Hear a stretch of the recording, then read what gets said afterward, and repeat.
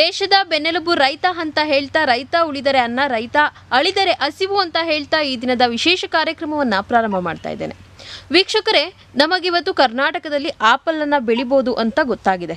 ಆದರೆ ಆ ಆಪಲ್ ಬೆಳೆಯನ್ನು ಬೆಳೆಯೋದಕ್ಕೆ ಯಾರು ಮುಖ್ಯ ಕಾರಣ ಅನ್ನೋದು ನಮ್ಗೆ ಇದುವರೆಗೂ ಸಹ ಗೊತ್ತಿಲ್ಲ.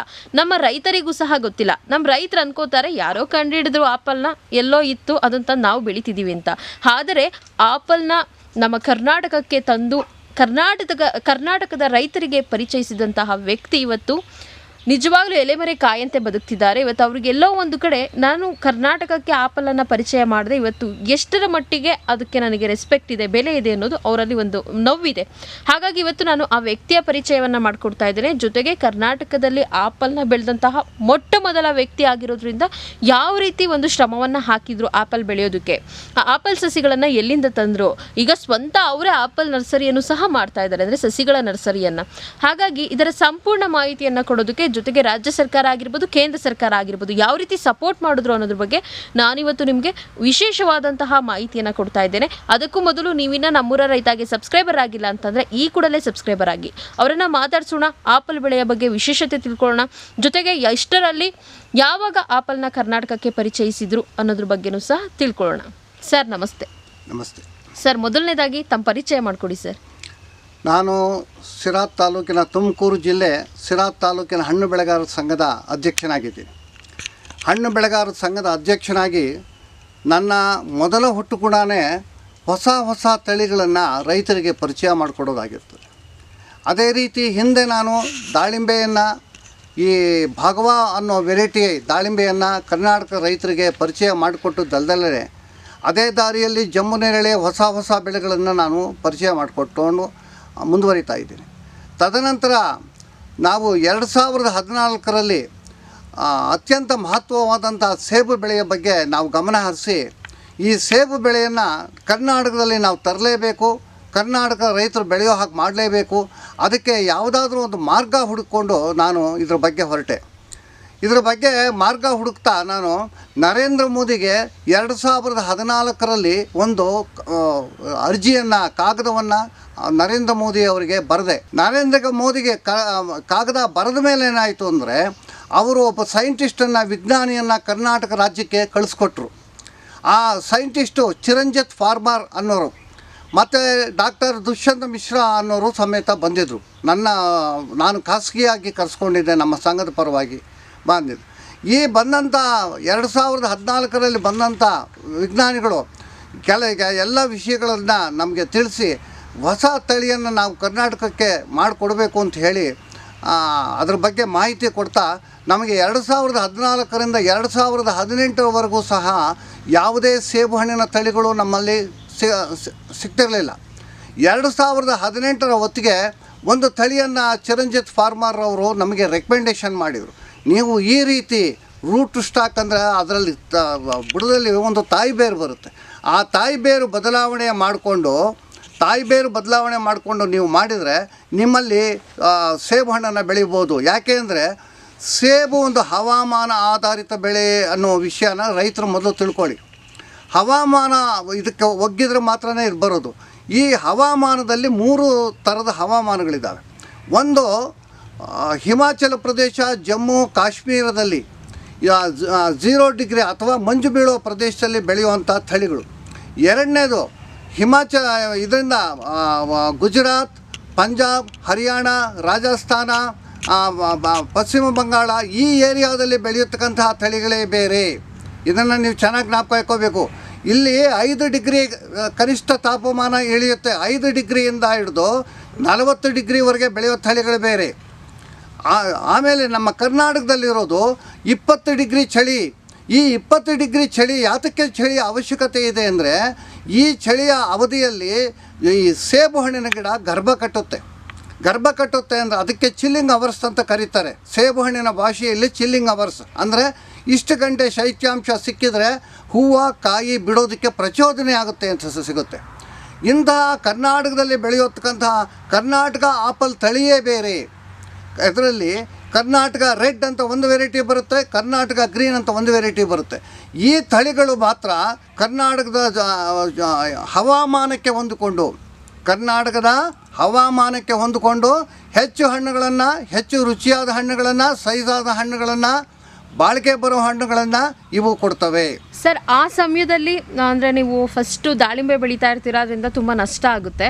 ಅದಾದಮೇಲೆ ಆಪಲ್ ಬೆಳಿಬೇಕು ಅನ್ನೋಂಥದ್ದು ಮೈಂಡಿಗೆ ಬರುತ್ತೆ ಸರ್. ನರೇಂದ್ರ ಮೋದಿ ಅವ್ರಿಗೂ ಸಹ ನೀವೊಂದು ಲೆಟರನ್ನು ಕೊಟ್ಟೆ ಅಂತ ಹೇಳ್ತಿದ್ರೆ, ಆ ಸಮಯದಲ್ಲಿ ನರೇಂದ್ರ ಮೋದಿ ಅವರು ಯಾವ ರೀತಿ ಸ್ಪಂದಿಸಿದ್ರು ಸರ್? ಅದರಿಂದ ಏನಾದರೂ ನಿಮಗೆ ಎಲ್ಪ್ ಆಯಿತಾ? ನೋಡಿ, ಇಲ್ಲಿ ನಾನು ಮುಖ್ಯವಾಗಿ ವಿಷಯ ತಿಳಿಸ್ತಾ ಇದ್ದೀನಿ. ನರೇಂದ್ರ ಮೋದಿ ಅವರಿಂದ ಹಿಮಾಚಲದ ಮುಖ್ಯಮಂತ್ರಿಗೆ ಪತ್ರ ಹೋಗುತ್ತೆ. ಹಿಮಾಚಲದ ಮುಖ್ಯಮಂತ್ರಿ ಮತ್ತು ಹಿಮಾಚಲದ ಮುಖ್ಯಮಂತ್ರಿಯವರ ಹೆಂಡತಿಯವರು ಕೊಡಗಿನವರೇ ಅಂತ ನನಗೆ ವಿಷಯ ತಿಳಿದು ಬರುತ್ತೆ. ಆಗ ನಾನು ಹಿಮಾಚಲದ ಮುಖ್ಯಮಂತ್ರಿ ಹೆಂಡತಿಗೂ ಪತ್ರ ಬರೀತೀನಿ ಮತ್ತು ಹಿಮಾಚಲ ಪ್ರದೇಶದ ಸರ್ಕಾರಕ್ಕೂ ಲೆಟ್ರ್ ಮತ್ತೊಂದು ಹಾಕ್ತೀನಿ. ಈ ರೀತಿ ಹಾಕಿದಾಗ ಆ ಹಿಮಾಚಲದ ಮುಖ್ಯಮಂತ್ರಿಗಳು ಒಪ್ಪಿ ನಮಗೆ ಯೂನಿವರ್ಸಿಟಿ ಅಡ್ರೆಸ್ ಕೊಟ್ಟು ಸೈಂಟಿಸ್ಟನ್ನು, ವಿಜ್ಞಾನಿಗಳನ್ನು ಇವರ ಬಗ್ಗೆ ಸಹಾಯ ಮಾಡಿ ಅಂತಂದ್ಬಿಟ್ಟು ಒಂದು ಲೆಟ್ರ್ ಸಮೇತ ಕಳಿಸ್ಕೊಡ್ತಾರೆ. ಆ ಲೆಟ್ರನ್ನು ಸಮೇತ ನಿಮ್ಮ ಎದುರಿಗೆ ನಾನು ತೋರಿಸ್ತೀನಿ. 2018ನೇ ಇಸ್ವಿಲಿ ಇದಾಗಿದೆ ಅಂದರೆ ನೀವು ನರೇಂದ್ರ ಮೋದಿ ಅವ್ರಿಗೆ ಈ ವಿಚಾರದ ಬಗ್ಗೆ 2014ರಲ್ಲಿ ಮಾಡಿದೆ. 2014ರಿಂದ 14ರಲ್ಲೇ ಬಂದರು ಇವರು ಸೈಂಟಿಸ್ಟ್ ಎಲ್ಲ ಇಲ್ಲಿಗೆ. ಚಿರಂಜಿತ್ ಫಾರ್ಮರ್ ಅವರು ಬಂದರು. ಅವರು ಬಂದವರು ಮಾತುಕತೆ ಆಡ್ಕೊಂಡು ಹೋದವರು 2018ಗೂ ನೋ ಮೂಮೆಂಟ್ಸ್ ಹೋಗ್ತಾ ಇದ್ದೆ, ಬರ್ತಾ ಇದ್ದೆ, ಮಾಡ್ತಾ ಇದ್ದೆ, ಏನು ಪ್ರಯೋಜನ ಆಗಲಿಲ್ಲ. 2000 ಕೊನೆ ಹೊತ್ತಿಗೆ ನೀನಿಂಥ ರೂಟ್ ಸ್ಟಾಕ್ ಹಾಕಿ ಈ ಥರ ಮಾಡಿದರೆ ಒಂದು ತಳಿ ಇದಾಗುತ್ತೆ, ಅದು ಕರ್ನಾಟಕದ ವಾತಾವರಣಕ್ಕೆ ಚೆನ್ನಾಗಿ ಬರುತ್ತೆ ಅಂತ ಹೇಳಿದರು ಅವರು. ಅವತ್ತು ನೀವು ಆಪಲ್ ಬೆಳೆಯೋದಕ್ಕೆ ಪ್ರಾರಂಭ ಮಾಡೋದು? ಅವತ್ತು ನಾನು ಮೊಟ್ಟ ಮೊದಲಿಗೆ ಎಲ್ಲ ಥರದ ರೂಟ್ ಸ್ಟಾಕ್ಗಳನ್ನು ತಗೊಂಬಂದು ಕಸಿಗಳನ್ನು ಕಟ್ಟಿ ಇದು ಮಾಡ್ತಾ ಹೋಗಿ. ನೀವೇ ಕಸಿ ಕಟ್ಟಿ ನೀವೇ ತಯಾರು ಮಾಡಿದ್ರ ಗಿಡನ? 2018ನೇ ಇಸ್ವಿಯಿಂದ ಆಪಲ್. ಇವಾಗ ಎಷ್ಟಿದೆ ಸರ್ ನಿಮ್ಮ ತೋಟದಲ್ಲಿ ಆಪಲ್ ಗಿಡಗಳು? ನಮ್ಮಲ್ಲಿ ರಿಸರ್ಚ್ ಅಂತಂದ್ಬಿಟ್ಟು ಈಗಲೂ ನಾವು ಅದನ್ನು ಈ ಜಮೀನನ್ನು ನಾವು ಸಂಶೋಧನಾ ಕೇಂದ್ರವನ್ನಾಗಿ ಮಾಡಿದ್ದೀವಿ. ಯಾವುದೇ ರೀತಿ ರಾಸಾಯನಿಕಗಳನ್ನು ಬಳಸೋದಿಲ್ವಾ ಇಲ್ಲಿ? ರಾಸಾಯನಿಕಗಳನ್ನು ಹೆಚ್ಚಿಗೆ ಯಾವುದು ಬಳಸ್ತಾ ಇಲ್ಲ, ಆದರೆ ಪ್ರಾಯೋಗಿಕವಾಗಿ ಕೆಲವು ಸಂದರ್ಭದಲ್ಲಿ ನಾವು ಬಳಸಬೇಕಾಗುತ್ತೆ, ಬಳಸ್ತೀವಿ. ತೋಟದಲ್ಲಿ ಎಷ್ಟಿದೆ ಸರ್ ಈಗ ಆಪಲ್ ಗಿಡಗಳು? ತೋಟದಲ್ಲಿ ಈಗ ಒಂದು 100-150 ಗಿಡ ಇದಾವೆ ಅಷ್ಟೇ. ಎಲ್ಲ ರೈತರು ಸಹ ಆಪಲನ್ನು ಬೆಳಿಬೋದು ಅವ್ರ ತೋಟದಲ್ಲಿ? ಎಲ್ಲ ರೈತರು ಸಮೇತ ಈ ಆಪಲನ್ನು ಬೆಳಿಬೋದು, ಆದರೆ ಭೂಮಿ ಕರ್ಲಾಗಿರಬಾರ್ದು. ಕರ್ಲ ಭೂಮಿಯಲ್ಲಿ ಬೆಳೆ ಬರೋದಿಲ್ಲ. ಮತ್ತೆ ಜೌಗು ಭೂಮಿಯಲ್ಲಿ ಬೆಳೆ ಬರೋದಿಲ್ಲ, ಚೌಳು ಭೂಮಿಯಲ್ಲಿ ಬೆಳೆ ಬರೋದಿಲ್ಲ. ಈ 3 ಜಾಗವನ್ನು ಹೊರತುಪಡಿಸಿ ಇತರೆ ವ್ಯವಸಾಯ ಮಾಡತಕ್ಕಂತಹ ಇತರೆ ಬೆಳೆಗಳನ್ನು ಎಲ್ಲ ಬೆಳೆಯತಕ್ಕಂತಹ ಪ್ರದೇಶದಲ್ಲಿ ನೀವು ಧಾರಾಳವಾಗಿ ಈ ಸೇಬು ಹಣ್ಣಿನ ಗಿಡವನ್ನು ಹಾಕ್ಬೋದು. ಇದು ಕೆಂಪು ಮಣ್ಣು, ಕಪ್ಪು ಮಣ್ಣು, ಕರೆ ಮಣ್ಣು, ಬಿಳೆ ಮಣ್ಣು ಅಂತಂದ್ಬಿಟ್ಟು ಮಣ್ಣನ್ನು ವರ್ಗೀಕರಿಸುವ ಬೆಳೆಯಲ್ಲ. ನಾನು ಆಗಲೇ ಹೇಳಿದಂತೆ ಇದು ಒಂದು ಹವಾಮಾನ ಆಧಾರಿತ ಬೆಳೆ. ಈ ಹವಾಮಾನ ಎಲ್ಲಿರುತ್ತೋ ಅಲ್ಲಿ ಧಾರಾಳವಾಗಿ ಎಲ್ಲ ತರಕಾರಿ ಇವು ಎಲ್ಲ ನೀವು ಬೆಳೀತೀರಲ್ಲ, ಎಲ್ಲ ರೈತರು ಬೆಳಿಬೋದು. ಆದರೆ ಮುಖ್ಯವಾದ ಒಂದು ವಿಷಯ ಹೇಳ್ತೀನಿ ಕೇಳಿ. ಎಲ್ಲೆಲ್ಲಿ ಬೆಟ್ಟ ಗುಡ್ಡಗಳು ಜಮೀನಿದೆಯೋ, ಎಲ್ಲೆಲ್ಲಿ ಬೆಟ್ಟ ಗುಡ್ಡ, ನಂದಿ ಹಿಲ್ಸ್ ಆಗ್ಬೋದು, ಇದಾಗ್ಬೋದು, ದೇವರಾಯನ ದುರ್ಗ ಆಗ್ಬೋದು, ಇಂಥ ಬೆಟ್ಟ ಗುಡ್ಡಗಳ ಸಮೀಪ ಇರತಕ್ಕಂಥ 5 ಕಿಲೋಮೀಟ್ರ್ 10 ಕಿಲೋಮೀಟ್ರ್ ಪ್ರದೇಶದಲ್ಲಿ ನನ್ನ ತಳಿ ಕರ್ನಾಟಕ ಆಪಲ್ ಅನ್ನೋ ತಳಿ ವಿಶೇಷವಾದಂಥ ಹಣ್ಣುಗಳನ್ನು ಬಿಡುತ್ತೆ, ವಿಶೇಷವಾದಂಥ ಸೈಜ್ ಬರುತ್ತೆ, ಕಲರು, ಕ್ವಾಲಿಟಿ ಎಲ್ಲದರಲ್ಲೂ ಸಮೇತ ವಿಶೇಷವಾಗಿರುತ್ತೆ. ಈ ಹವಾಮಾನದಲ್ಲಿ ಈ ಬೆಟ್ಟಗುಡ್ಡಗಳಿರೋ ಪ್ರದೇಶದಲ್ಲಿ ಧಾರಾಳವಾಗಿ ಮತ್ತಷ್ಟು ಹೆವಿ ಬೆಳೆಯನ್ನು ನೀವು ಬೆಳಿಬೋದು. ಕರ್ನಾಟಕಕ್ಕೆ ಒಂದು ಕಾಲದಲ್ಲಿ ಕರ್ನಾಟಕದಲ್ಲಿ ಆಪಲ್ ಬೆಳೆಯೋದಕ್ಕೆ ಸಾಧ್ಯನೇ ಇಲ್ಲ ಅನ್ನುವಂಥದ್ದು ಎಲ್ಲರ ಮನಸ್ಸಲ್ಲಿ ಇತ್ತು ಸರ್. ಆದರೆ ಇಲ್ಲ, ನಾನು ಕರ್ನಾಟಕದಲ್ಲೂ ಸಹ ಆಪಲ್ ಬೆಳಿತೇನೆ ಅಂತೇಳಿ ಒಂದು ದೃಢ ನಿರ್ಧಾರ ಮಾಡಿ ನರೇಂದ್ರ ಮೋದಿ ಅವರಿಂದ ಮತ್ತು ಪಕ್ಕದ ರಾಜ್ಯದ ಒಬ್ಬ ಪ್ರಧಾನಮಂತ್ರಿಯಿಂದ ಎಷ್ಟೋ ಒಂದು ಸಪೋರ್ಟ್ಗಳನ್ನು ಪಡ್ಕೊಂಡು ಇವತ್ತು ನಮ್ಮ ರಾಜ್ಯದಲ್ಲಿ ಆಪಲ್ನ ಬೆಳೆದ್ರ ಸಕ್ಸಸ್ ಕಂಡ್ರ, ಜೊತೆಗೆ ಇವತ್ತು ಎಷ್ಟೋ ಜನ ರೈತರಿಗೆ ಪರಿಚಯ ಮಾಡಿಸಿದ್ದೀರಾ ಸರ್. ಈ ಆಪಲ್ ಬೆಳೆ ಎಷ್ಟು ನೀವು ಗಿಡ ನೆಟ್ಟು ಎಷ್ಟು ವರ್ಷಕ್ಕೆ ಬರುತ್ತೆ, ಜೊತೆಗೆ ವರ್ಷ ಪೂರ್ತಿ ಇರುತ್ತಾ ಅಥವಾ 6 ತಿಂಗಳಿಗೊಮ್ಮೆ ಬರುತ್ತಾ? ಇದು ನೋಡಿ, ಇದು ವರ್ಷ ಪೂರ್ತಿ ಬರೋ ಬೆಳೆಯಲ್ಲ. ಇದು ಸೀಸನ್ ವೈಸ್, ಅಂದರೆ ಒಂದು ಸೀಸನ್ನಲ್ಲಿ ಬೆಳೆ ಬರತಕ್ಕಂತಹ ಬೆಳೆ. ಗಿಡ ಹಾಕಿದ 1 ವರ್ಷಕ್ಕೆ ನಮ್ಮ ತಳಿ ಗಿಡ ಹಾಕಿದ 1 ವರ್ಷಕ್ಕೇ ಹಣ್ಣು ಬಿಡೋದ್ರಲ್ಲಿ ಸಫಲ ಆಗಿದೆ. ಏಕೆ ಸಫಲತೆ ಪಡೆದಿದೆ ಅಂದರೆ ಅದಕ್ಕೆ ಹಾಕ್ಸಿರತಕ್ಕಂಥ ತಾಯಿ ಬೇರು ಮುಖ್ಯವಾದಂತಹ ತಾಯಿ ಬೇರು. ಅದರಲ್ಲಿ ಕೆಲವರು ಹೇಳ್ತಾರೆ ಬೇರೆ ಗಿಡಕ್ಕೆ ಕಸಿ ಮಾಡಿಸ್ಕೊಂಬಂದು ಕೊಟ್ಟಿದ್ದೀವಿ, ನಾವು ಆ ಗಿಡಕ್ಕೆ ಆ ತಾಯಿ ಬೇರಿನ ಬಗ್ಗೆ ಮಾತೇ ಆಡೋದಿಲ್ಲ. ತಾಯಿ ಬೇರು ಮುಖ್ಯವಾಗಿ ಕರ್ನಾಟಕಕ್ಕೆ ಹೊಂದುವಂತೆ ಇರಬೇಕು. ಈಗ ಉದಾಹರಣೆ, ಹಿಮಾಚಲ ಪ್ರದೇಶದಲ್ಲಿ ಸೇಬು ಬೆಳಿಬೇಕಾದ್ರೂ ಸಮೇತ ಅಲ್ಲಿ ಒಂದೊಂದು ಏರಿಯಾದಲ್ಲಿ 1000 ಅಡಿ ಎತ್ತರದಲ್ಲಿ ಒಂದು ಥರದ ರೂಟ್ ಸ್ಟಾಕ್ಗಳನ್ನ ಹಾಕಿ ಬೆಳೀತಾರೆ. 1000 ಅಡಿಯಿಂದ ಹಿಡಿದು 2000 3000 ಅಡಿವರೆಗೆ ಒಂದು ರೂಟ್ ಸ್ಟಾಕಾಗೆ ಕಸಿ ಮಾಡಿದಂಥ ಗಿಡಗಳನ್ನು ಅಲ್ಲಿ ಉಪಯೋಗಿಸ್ತಾರೆ.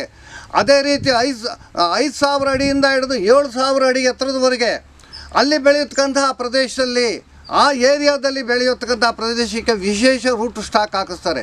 ರೂಟ್ ಸ್ಟಾಕ್ ಅಂದರೆ ತಾಯಿ ಬೇರು. ಕೆಳಗಡೆ ತಾಯಿ ಬೇರು ಯಾವ ರೀತಿ ಆಹಾರನ ಅದು ಎತ್ಕೊಡುತ್ತೆ, ಅದರ ಮೇಲೆ ಗಿಡದ ಬೆಳವಣಿಗೆ, ಆಕಾರ, ಇದು ಎಲ್ಲವೂ ಸಹ ಅವಲಂಬಿಸಿರುತ್ತೆ. ಸರ್, ಇವತ್ತು ಆಪಲ್ ಬೆಳೆಯುವಂತಹ ಕೆಲವೊಬ್ಬರು ರೈತರು ಹೇಳ್ತಾರೆ, ಆಪಲ್ ಒಂಟಿ ಗಿಡ ಹಾಕಿದ್ರೆ ಹಣ್ಣು ಬಿಡೋದಿಲ್ಲ, ಆ ಗಿಡದಲ್ಲಿ ಗಂಡು ಹೆಣ್ಣು ಅಂತ ಇರೋದಿಲ್ಲ, ಆದರೆ ಊರಲ್ಲಿ ಗಂಡು ಹೆಣ್ಣು ಅಂತ ಇರುತ್ತದೆ, ಒಂಟಿ ಗಿಡ ಹಾಕಿದ್ರೆ ಆಪಲ್ ಬರೋದಿಲ್ಲ ಅಂತ ಹೇಳ್ತಾರೆ. ನಿಜನಾ? ಇಲ್ಲ, ನನ್ನ ಕರ್ನಾಟಕ ಆಪಲ್ ತಳಿ ನೀವು ಬರೀ ರೆಡ್ ತೊಗೊಂಡೋಗಿ ಹಾಕಿ 100ಕ್ಕೆ 100 ಭಾಗ ಹಣ್ಣು ಬರುತ್ತೆ. ಹಾಗೆ ಗ್ರೀನ್ ತೊಗೊಂಡೋಗಿ ಹಾಕಿ ಈ ವೆರೈಟಿನ 100 ಹಣ್ಣು ಬಂದೇ ಬರುತ್ತೆ. ಯಾವುದೇ ರೀತಿ ಕೆಂಪು ಹಸಿರು ಎರಡು ಸಹ ನಿಮ್ಮಲ್ಲಿ ಸಿಗುತ್ತೆ. ಕೆಂಪು ಹಸಿರು ನಮ್ಮಲ್ಲಿ ಸಿಗುತ್ತೆ. ನೀವು ಕೆಂಪು ಆಸಕ್ತಿ ಇದ್ದರೆ ಕೆಂಪು ಸೇಬು ಹಣ್ಣನ್ನ ಗಿಡಗಳನ್ನೇ ತೊಗೊಂಡೋಗ್ಬೋದು. ಹಸಿರು ರೀತಿ ಕಾಣತಕ್ಕಂಥ ಹಣ್ಣುಗಳು ಬೇಕು ನಿಮಗೆ, ಹಸಿರು ಗಿಡಗಳನ್ನೇ ತೊಗೊಂಡೋಗ್ಬೋದು.